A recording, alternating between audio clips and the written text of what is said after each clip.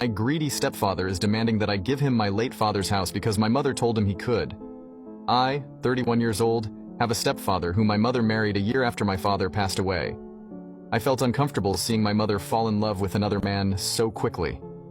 I never thought anything of it until my mother and I found out that my father didn't leave my mom anything in his will. Instead, all of his assets and his beach home were under my name. My father left me a letter and I ended up reading it, finding out things I wish I never knew. My father, who was sick at that time, found out that my mother was having an affair with another man.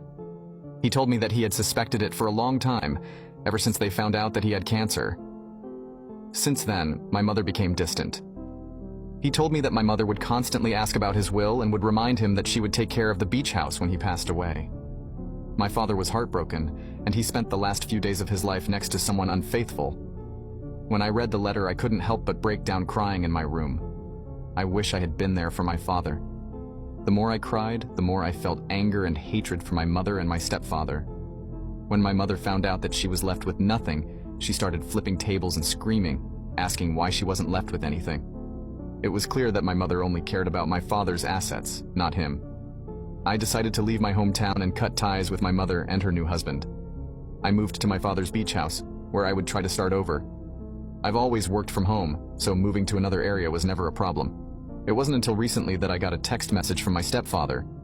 He asked me how I was doing, and I didn't respond. He texted again, and he was more straightforward. He told me that I needed to move out of the beach house because he and my mother would be moving in. But if I wanted to stay, I could pay them rent for my room. I looked at the text completely speechless, not knowing if he was bluffing or serious. I told him that the house was under my name and that I would call the cops if they ever set foot inside my home.